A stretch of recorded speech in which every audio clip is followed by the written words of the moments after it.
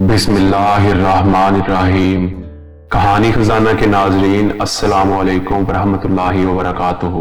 ناظرین، آج ہم ان عاشق رسول صلی اللہ علیہ وآلہ وسلم کا ذکر کرنے جا رہے ہیں جنہوں نے اپنی ظاہری آنکھوں سے تو کبھی اپنے محبوب صلی اللہ علیہ وآلہ وسلم کو نہ دیکھا، مگر عشق کا یہ عالم تھا کہ جب تک جیے اپنی ایک ایک سانس اپنے محبوب پاک صلی اللہ علیہ وآلہ وسلم کے نام کر دی، اور پھر انہی کی محبت میں شہید ہوئے۔ وہ عاشق جن کے لیے جناب رسول پاک صلی اللہ علیہ وآلہ وسلم نے فرمایا کہ تابعین میں میرا بہترین دوست اویس کنی رضی اللہ تعالی عنہ ہے، اور فرمایا میں یمن کی طرف سے نسیم راحت پاتا ہوں۔ حضرت اویس کنی رضی اللہ تعالی عنہ کی ولادت یمن کے ایک گاؤں قرن کے قبیلہ مراد میں ہوئی۔ چند روایات میں آپ کا نام عبداللہ اور ابن عبداللہ ملتا ہے۔ آپ کے والد محترم کا نام عامر ہے۔ آپ کی والدہ نے آپ کا اسم مبارک اویس رکھا اور اسی نام سے آپ رضی اللہ تعالیٰ عنہ نے شہرت پائی۔ آپ کے والد محترم کا انتقال آپ کے بچپن میں ہی ہو گیا تھا۔ آپ کی والدہ ماجدہ کافی ضعیف اور نابینا تھی، جس کی وجہ سے آپ کی عمر کا زیادہ تر حصہ اپنی والدہ محترمہ کی خدمت میں ہی گزرا۔ آپ کا حلیہ مبارک اس طرح ہے کہ جسم مبارک کمزور اور دبلا پتلا، قد درمیانہ، رنگ سفیدی مائل گندمی، کندھے فراخ، آنکھیں سیاہ، چہرہ مبارک جھکائے رکھتے تھے، نظر سجدے کے مقام کی طرف ہوتی، چہرہ مبارک گول اور پرہیبت، داڑھی گھنی، سر کے بال الجھے ہوئے جو اکثر گرد و غبار سے اٹے ہوتے تھے، اور لباس میں دو کپڑے شامل ہوتے، ایک اونٹ کے بالوں کا کمبل اور دوسرا پاجامہ۔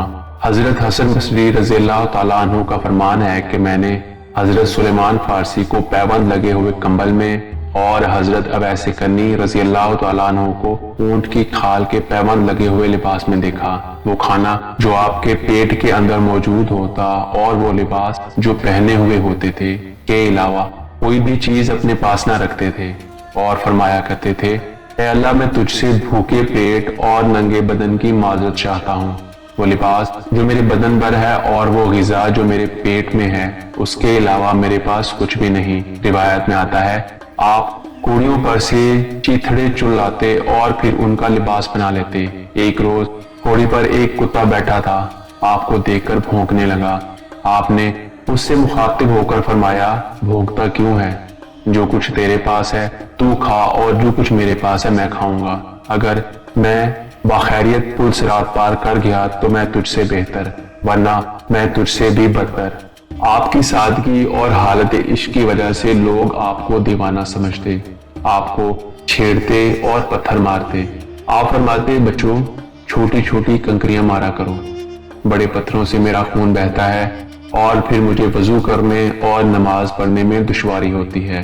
آپ رضی اللہ تعالیٰ عنہ دنیا سے صرف اسی قدر واسطہ رکھتے تھے جس قدر زندہ رہنے کے لیے ضروری ہوتا ہے۔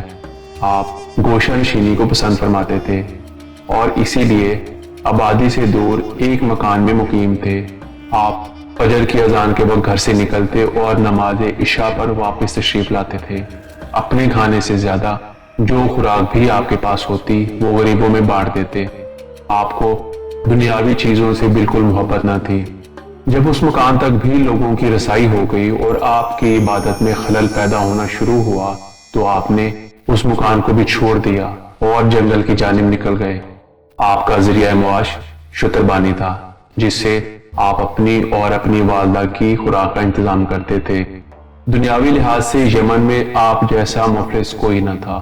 روایات میں آتا ہے کہ آپ ساری رات قیام میں گزار دیا کرتے تھے، دوسری رات آپ رکوع میں گزار دیتے اور اسی طرح تیسری رات سجدہ میں گزار دیتے۔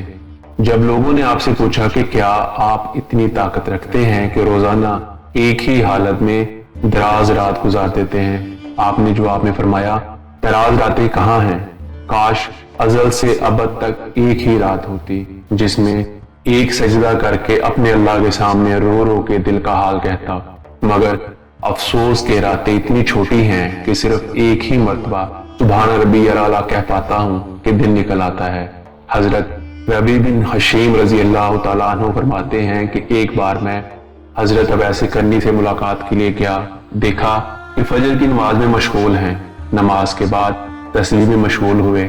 میں منتظر رہا کہ فارغ ہو جائیں تو ملاقات کرتا ہوں، مگر وہ ظہر کی نماز تک بھی فارغ نہ ہوئے۔ میں نے ظہر کی نماز کے وقت ملنا چاہا، مگر وہ پھر تسبیح میں مصروف ہو گئے۔ اس طرح میں 3 شب و روز انتظار کرتا رہا۔ اس دوران میں نے آپ کو نہ کھانا کھاتے دیکھا اور نہ ہی آرام فرماتے۔ چوتھی رات آپ کی آنکھوں میں کچھ غنودگی نظر آئی۔ اس پر آپ نے فوراً دعا کی، اے اللہ، میں پناہ مانگتا ہوں بہت سونے والی آنکھ اور ذلیل و خوار پیٹ سے۔ میں نے دل میں سوچا، آپ کی اتنی ہی زیارت غنیمت ہے، آپ کو مل کر پریشان نہ کروں، اور ملاقات کے بنا ہی واپس آ گیا۔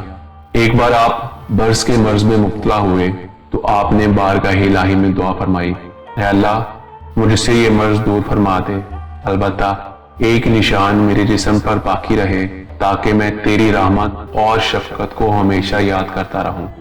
آپ کے بائیں ہاتھ کی ہتھیلی پر 1 درہم کے برابر سفید نشان موجود تھا۔ کچھ روایات میں آتا ہے کہ یہ نشان آپ کے پہلو پر تھا۔ جناب رسول اکرم صلی اللہ علیہ وآلہ وسلم کا ارشاد مبارک ہے، اویس احسان اور مہربانی کے اعتبار سے بہترین تابعین میں سے ہیں۔ حضرت عمر فاروق رضی اللہ تعالیٰ عنہ سے مروی ہے کہ رسول اکرم صلی اللہ علیہ وآلہ وسلم نے ارشاد فرمایا، تابعین میں سے سب سے بہتر ایک شخص ہے جس کا نام اویس ہے، اس کی ضعیفہ ماں ہے، اویس کے ہاتھ پر برس کا نشان ہے۔ تم جب اس سے ملو تو اسے کہنا کہ امت کے حق میں دعائے مغفرت کرے۔ رسول پاک صلی اللہ علیہ وآلہ وسلم نے فرمایا، میری امت میں بعض ایسے بھی ہیں جو برہنہ رہنے کے سبب مسجد میں نہیں آ سکتے، ان کا ایمان لوگوں سے سوال کرنے نہیں دیتا۔ انہی میں سے اویس اور حرم بن حیام ہیں۔ حضرت ابن سعد رضی اللہ تعالیٰ عنہ سے مروی ہے کہ رسول اکرم صلی اللہ علیہ وآلہ وسلم نے فرمایا، تابعین میں میرا بہترین دوست اویس کرنی رضی اللہ تعالیٰ عنہ ہے۔ ایک اور مقام پر فرمایا، ایک شخص میری امت میں وہ ہوگا جس کو لوگ اویس کرنی کہتے ہیں، اس کی مغفرت کی دعا سے قبیلہ ربی اور قبیلہ بزر کی بھیڑ بکریوں کے بالوں کی تعداد کے برابر میری امت بخش دی جائے گی۔ حضرت فرید الدین عطار رحمۃ اللہ علیہ اپنی کتاب تذکرۃ الاولیاء میں فرماتے ہیں کہ رسول اکرم صلی اللہ علیہ وآلہ وسلم اکثر اوقات غروب آفتاب کے وقت صحابہ اکرام کے ساتھ شہر سے باہر تشریف لے جاتے اور یمن کی جانب اشارہ کر کے فرمایا کرتے تھے، مجھے یمن کی طرف سے اللہ تعالیٰ کی خوشبو آتی ہے۔ رسول اکرم صلی اللہ علیہ وآلہ وسلم ارشاد فرماتے ہیں کہ محشر کے روز 70,000 ملائکہ کے جلوس میں اویس کرنی رضی اللہ تعالیٰ عنہ جنت میں داخل ہوں گے، اور وہ 70,000 ملائکہ آپ کے ہم شکل ہوں گے تاکہ حضرت اویس کرنی رضی اللہ تعالیٰ عنہ کی شناخت نہ ہو سکے۔ صرف اس شخص کو ان کی شناخت ہوگی جس کو اللہ تعالیٰ ان کے دیدار سے مشرف کرنا چاہے گا۔ یہ اس وجہ سے ہوگا کیونکہ آپ نے اپنی ساری زندگی خلوت نشین ہو کر اور مخلوق خدا سے پردہ پوشی اختیار کر کے محض اللہ تعالیٰ کے لیے عبادت اور ریاضت میں صرف کی۔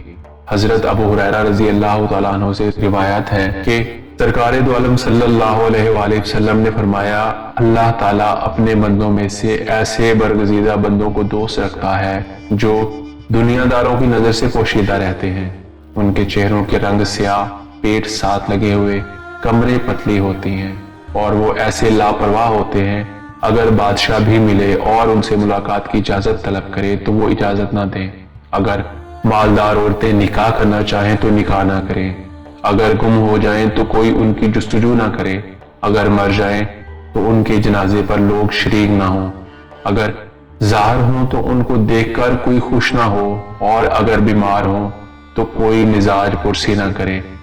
صحابہ اکرام نے دریافت کیا، یا رسول اللہ صلی اللہ علیہ وآلہ وسلم فرمائیے وہ کون ہے؟ فرمایا وہ اویس کرنی رضی اللہ تعالیٰ عنہ ہے۔ صحابہ اکرام نے عرض کیا، یہ اویس کرنی کون ہے؟ آپ نے فرمایا اس کا حلیہ یہ ہے کہ اس کی آنکھیں نیلگوں ہوں گی، قد درمیانہ، دونوں کانوں کے مابین خاصا فاصلہ ہوگا، دایاں ہاتھ بائیں ہاتھ پر رکھا ہوا ہوگا، آنکھیں سجدہ گاہ پر لگی ہوئی ہوں گی، تھوڑی سینے کی جانب جھکی ہوئی ہوگی، جسم پر پرانے کپڑے ہوں گے، جو پہنے ہوئے ہوگا ایک پاجامہ اور دوسری چادر۔ دنیا میں کوئی بھی اسے نہیں جانتا، لیکن آسمان پر بڑی شہرت ہے۔ اگر وہ کسی بات پر قسم کھائے تو اللہ تعالیٰ اس کی قسم کو سچ کر دے گا۔ دربار نبی صلی اللہ علیہ وآلہ وسلم میں حاضر نہ ہونے کی ایک وجہ آپ کی والدہ ماجدہ بھی تھیں، جو ضعیفہ اور نبینہ تھیں اور آپ کو خود سے جدا نہ ہونے دیتی تھیں۔ آپ دن رات ان کی خدمت و اطاعت میں رہتے تھے۔ آپ استطاعت نہ رکھتے تھے کہ والدہ کے ساتھ حضور نبی اکرم صلی اللہ علیہ وآلہ وسلم کی خدمت اقدس میں پیش ہو سکیں، اور نہ ہی ان کو ایک لمحے کے لیے تنہا چھوڑ سکتے تھے۔ اس لیے آپ زیارت نبی صلی اللہ علیہ وآلہ وسلم سے محروم رہے۔ مگر جب شوق اور عشق حبیب صلی اللہ علیہ وآلہ وسلم نے آپ کو انتہائی بے قرار کر دیا تو ایک دن ہمت کر کے والدہ ماجدہ سے رخصت کی اجازت طلب کی۔ والدہ نے اجازت دیتے ہوئے فرمایا کہ 8 پہر میں واپس آ جانا۔ آپ نے ضرورت کی چند چیزیں لی اور ایک لمحہ ضائع کیے بغیر ننگے پاؤں ہی مدینے کی طرف بے تابی سے بھاگتے چلے گئے۔ شوق زیارت رسول صلی اللہ علیہ وآلہ وسلم کی جذباتی کیفیت کی وجہ سے آپ زور و قطار روتے چلے جاتے تھے۔ قرن سے مدینے کا طویل سفر آپ نے پیدل اور قافلوں کی مدد سے 4 پہر میں مکمل فرمایا۔ جب آپ مدینہ شریف پہنچے تو حالت ناقابل برداشت تھی۔ آپ بے تابی سے لوگوں سے رسول پاک صلی اللہ علیہ وآلہ وسلم کے بارے میں پوچھتے اور روتے ہوئے حضرت عائشہ صدیقہ رضی اللہ تعالی عنہا کے حجرہ مبارک پر تشریف لے گئے، اور دریافت کرنے پر پتہ چلا کہ رسول پاک صلی اللہ علیہ وآلہ وسلم باہر تشریف لے گئے ہیں۔ آپ نے اماں عائشہ سے عرض کیا، جب حضور اکرم صلی اللہ علیہ وآلہ وسلم تشریف لائیں تو میرا سلام عرض کر دیجیے گا اور بتائیے گا قرن سے ایک غلام خدمت میں حاضر ہوا تھا۔ حضرت عائشہ رضی اللہ تعالی عنہا نے سرکار دو عالم صلی اللہ علیہ وآلہ وسلم سے سن رکھا تھا کہ ایسے حلیے کا شخص آئے تو اسے روکنا۔ چنانچہ آپ نے فرمایا کہ اگر چاہو تو مسجد میں انتظار کر لو، مگر والدہ کے حکم کے مطابق آپ انتظار کیے بغیر واپس لوٹ آئے۔ جب آپ صلی اللہ علیہ وآلہ وسلم تشریف لائے تو حضرت عائشہ رضی اللہ تعالی عنہا نے آپ کا سلام اور پیغام پیش کیا۔ رسول پاک صلی اللہ علیہ وآلہ وسلم نے ام المومنین سے پوچھا، تم جانتی ہو وہ کون تھا؟ عرض کی نہیں، میں نہیں جانتی۔ تو آپ نے فرمایا وہ اویس کرنی تھا، جو میرے دیدار کے لیے یہاں آیا تھا۔ حضرت اویس کرنی نے والدہ ماجدہ کی وفات کے بعد کئی بار مدینہ طیبہ کا سفر کیا۔ رسول اکرم صلی اللہ علیہ وآلہ وسلم کے وصال کے بعد آپ کو روزہ مقدس کی زیارت کا شوق غالب آیا۔ آپ مدینہ منورہ تشریف لے گئے۔ صحابہ کرام نے آپ سے سوال کیا کہ آپ نے حضور اکرم صلی اللہ علیہ وآلہ وسلم کی ظاہری حیات مبارکہ میں زیارت کا شرف کیوں نہ حاصل کیا؟ آپ نے فرمایا کہ میری والدہ بیمار رہتی تھی اور مجھے اپنے پاس سے کہیں جانے نہیں دیتی تھی۔ صحابہ کرام نے فرمایا، ہم نے تو اپنے مال و متاع اور ماں باپ کو بھی حضور اکرم صلی اللہ علیہ وآلہ وسلم کی محبت اور شوق میں قربان کر دیا، اور آپ فقط اپنی ماں کو چھوڑ کر نہ آ سکے۔ آپ نے فرمایا کہ آپ حضرات کو تو حضور اکرم صلی اللہ علیہ وآلہ وسلم کی صحبت اور خدمت میں رہنے کا شرف حاصل رہا ہے۔ آپ لوگ ذرا حضور اکرم صلی اللہ علیہ وآلہ وسلم کا حلیہ مبارک تو بیان فرمائیے۔ صحابہ کرام نے نبی اکرم صلی اللہ علیہ وآلہ وسلم کی ظاہری صورت مبارک اور دیگر اعضاء مبارک کی بعض نشانیاں اور کچھ معجزات بیان فرمانے لگے۔ حضرت اویس کرنی رضی اللہ تعالیٰ عنہ نے فرمایا، میری مراد جناب رسول اکرم صلی اللہ علیہ وآلہ وسلم کی ظاہری شکل و صورت نہیں، بلکہ آپ صلی اللہ علیہ وآلہ وسلم کی باطنی شکل و صورت اور معنوی جمال ہے، وہ بیان فرمائیے۔ صحابہ کرام نے فرمایا، ہمیں جس قدر معلوم تھا بیان کر دیا، اگر اس سے زیادہ آپ کو معلوم ہو تو بیان فرمائیے۔ اس پر حضرت اویس کرنی رضی اللہ تعالیٰ عنہ نے عشق مصطفیٰ میں سرشار ہو کر اپنے محبوب جناب رسول خدا صلی اللہ علیہ وآلہ وسلم کے جمال و کمال، عادات و خصائل اور حلیہ مبارک اس طرح سے بیان فرمایا کہ صحابہ کرام پر بے خودی اور جذب کی کیفیت طاری رہی۔ پھر جب حالت سنبھلی تو صحابہ اکرام کو حضرت اویس قرنی پر بہت رشک آیا اور محبت کے جذبات سے مغلوب ہو کر آپ کے ہاتھوں کے بوسے لیے۔ اس سے ان کو معلوم ہوا کہ آپ کو سرور کائنات صلی اللہ علیہ وآلہ وسلم سے کس قدر عشق تھا اور کتنا قرب باطنی حاصل تھا۔ حضور نبی اکرم صلی اللہ علیہ وآلہ وسلم نے اپنے وصال سے پہلے صحابہ اکرام کو وصیت فرمائی کہ میرا جبہ مبارک میرے اویس قرنی کے پاس لے جانا، میرا سلام پہنچانا اور میری امت کے لیے دعا کے لیے کہنا، کیونکہ اویس رضی اللہ تعالیٰ عنہ کی دعا میری امت کے لیے مقبول ہوگی۔ جب آپ لوگ یمن جاؤ گے تو اویس رضی اللہ تعالیٰ عنہ کو شتربانوں کے درمیان بیٹھا پاؤ گے۔ چنانچہ حضور نبی اکرم صلی اللہ علیہ وآلہ وسلم کے وصال کے بعد حضرت علی اور حضرت عمر فاروق رضی اللہ تعالیٰ عنہ کرن تشریف لے گئے اور لوگوں سے اویس قرنی رضی اللہ تعالیٰ عنہ کے بارے میں پوچھا۔ لوگوں نے بتایا کہ ہاں ایک دیوانہ شخص لوگوں سے الگ بیٹھا رہتا ہے، وادی عرفہ میں شتربانی کرتا ہے۔ حضرت علی رضی اللہ تعالیٰ عنہ اور حضرت عمر فاروق وادی عرفہ تشریف لے گئے اور حضرت اویس قرنی کو نماز میں مصروف دیکھا۔ نماز سے فارغ ہوئے تو دونوں صحابہ اکرام نے آپ کو سلام کیا۔